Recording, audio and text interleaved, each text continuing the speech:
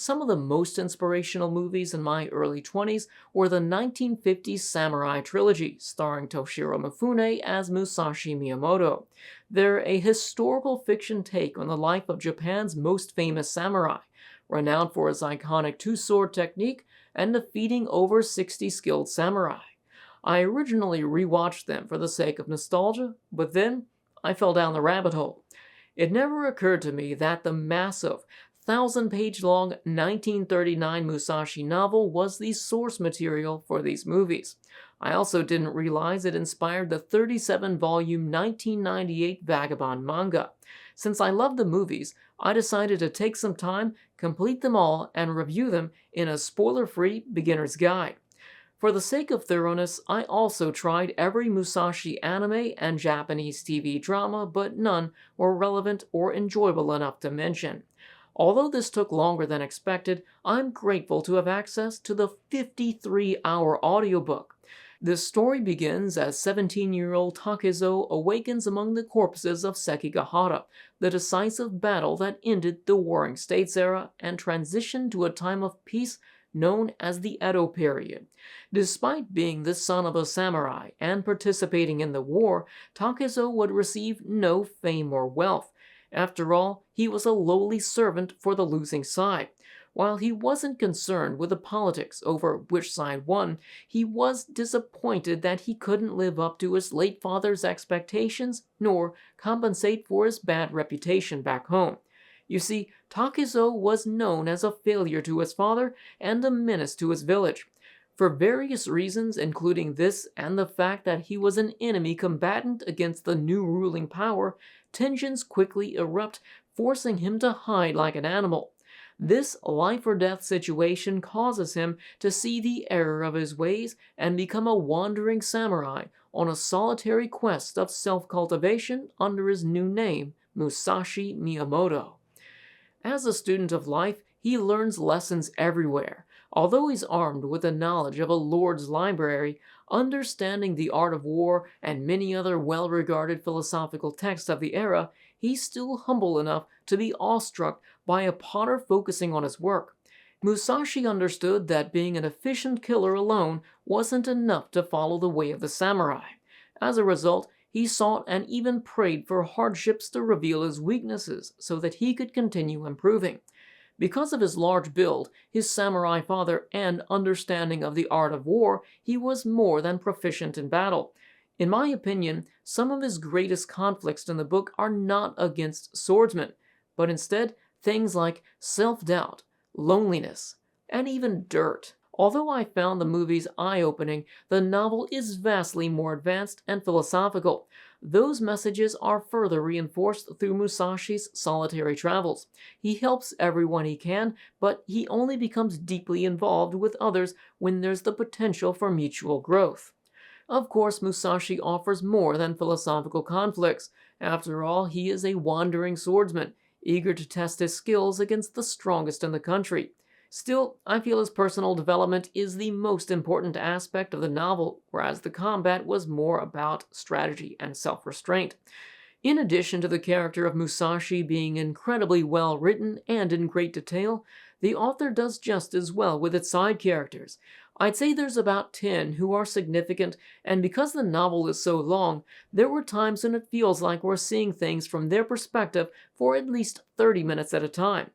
Just like our protagonist, these characters are highly detailed and well developed. We even get to see the depths of their emotions and how their personality can change alongside their circumstance. For example, some characters are honorable in favorable situations, yet when their luck turns, they become desperate and deceitful. This also allows numerous simultaneous plot threads, building tension as they draw near to fruition. Yoshikawa also did a great job on exposition, by adding a narrator to briefly explain historical information. Because of this, and Musashi's low social status as a filthy ronin clad in rags, were treated to a period perspective from the ground up, as he mostly interacted with commoners. For a book this long, I never once felt they had long-winded descriptions. Maybe it's because of my personal interest in Japanese history and culture, but I found most aspects of the novel very well written. I only have a few complaints about the novel. Blood and gore were occasionally described in a gratuitous detail, such as brains hanging off of Musashi's bokken, or the decomposing body of some guy who was killed less than 5 minutes prior. There was also the time that a shocking event was happening to a side character, and I was left on a cliffhanger as the scenes changed, only for it to not be addressed upon their next scene. Lastly, this is definitely the type of story where the journey is the most important aspect. Make of that what you will.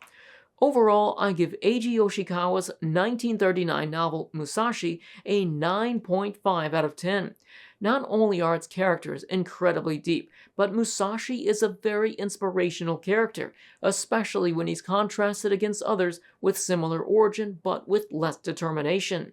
It shows that your resolve to become a better person through humility, empathy, and diligence vastly outweigh the detrimental effects of your youth. With Musashi's combat skills, he could have been drinking the finest sake in a castle serving under a lord, but instead, he was content with practicing self-control and sleeping in a barn that barely kept the sun out. Reading the novel forever changed my perspective on the Samurai Trilogy. I began realizing how many things didn't make sense. For example, the second movie opens on Musashi dueling against some random dude with a chain sickle in the middle of nowhere, with some random kid watching. Who is he fighting against? Surely he's not just some rando ronin with some weapon like that. And who is this kid? What's the deal with this creepy mask? I'm just estimating here, but they probably skipped about 10 hours of plot between the first and second movie, and everything I just questioned was explained in great detail in the novel. Even the mask, there was a whole mini-arc explaining where he got it, and I really enjoyed it. Plus, the kid was a fairly important character in the novel, whereas he's an afterthought in the movies. On several occasions, Musashi just pops up somewhere, like in the geisha district. Like, why is he even going there? He clearly doesn't want to be there. Again, all that is explained in the novel.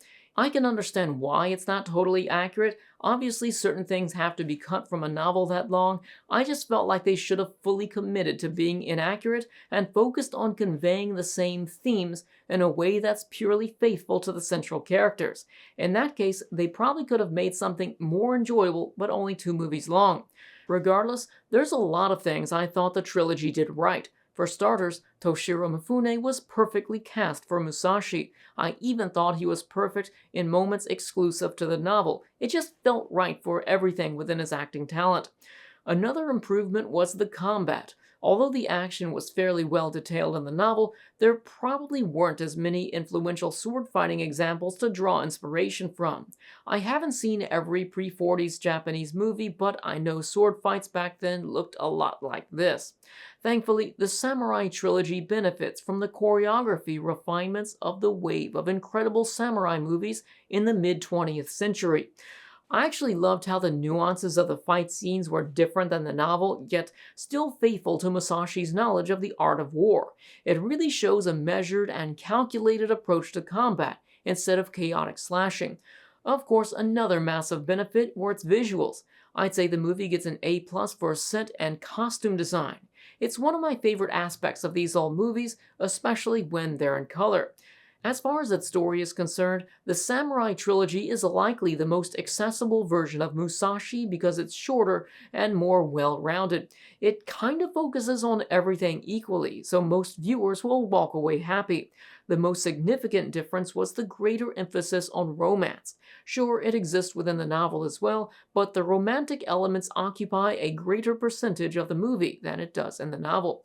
Overall, I give the Samurai Trilogy an 8 out of 10. It should probably be 5 movies long, but the fact that it's 3 is still surprising. Sure, it's not the same as the novel, but I think the movies could be a great gateway for anyone skeptical about investing 50 hours of their time into an audiobook. What sets the Vagabond manga apart from the Samurai Trilogy is that it's not an adaptation.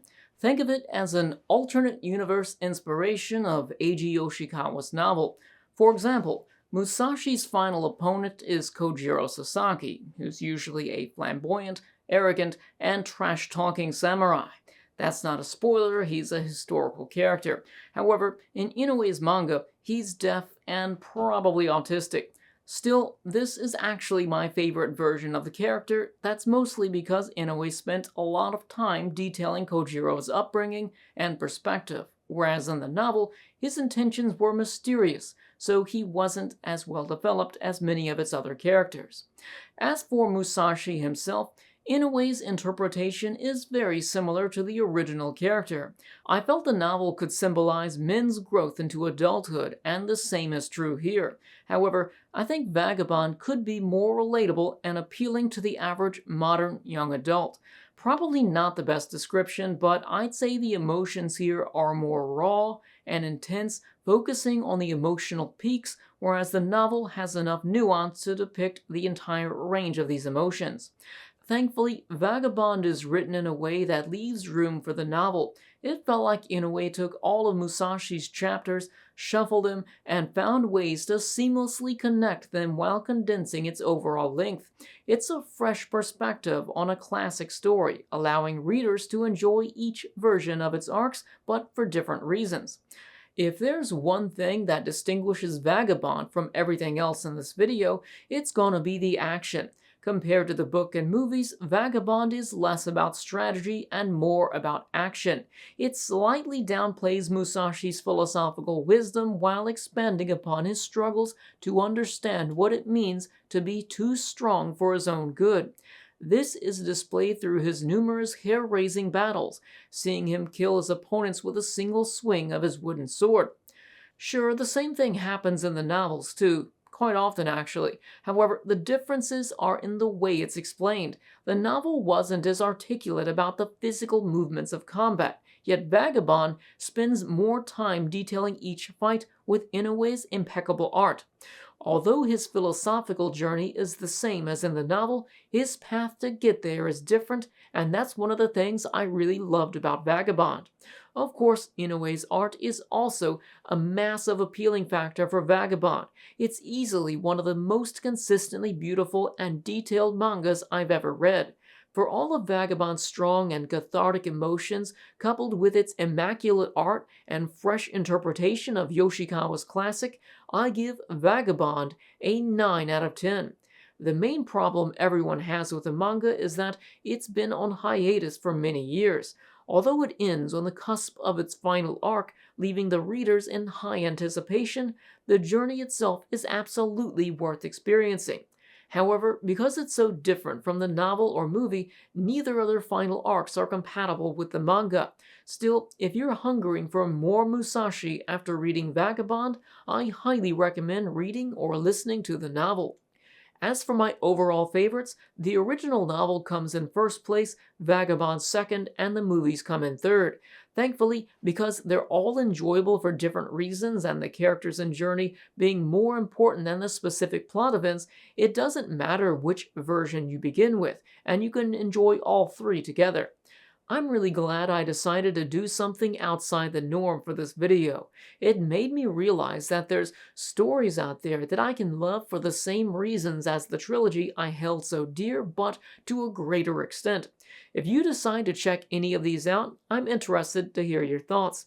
So thanks to everyone who supports the channel either through Patreon or buying my patches on Etsy. I actually made one for this video. It's Musashi's crest, and I've done a good amount of Japanese crests because I'm interested in the history, but I also think that the shapes are really fun to make for embroidery. So I did Musashi. If you're familiar with the 47 Ronin, I did the Akko clan, and then I've done a bunch of them that are just like, I don't even know what family this is attributed to, but I just thought it was a challenging shape to make. But anyways, you can find these on my Etsy store linked in the video description, and they support the channel because it's extra money coming in, and it doesn't detract from what I do here on YouTube because the machine runs while I'm working on video stuff, so I'm doing two things at once, so it's not a big deal there. So thank you all for watching, and I'll see you soon with another video, and hopefully this helped you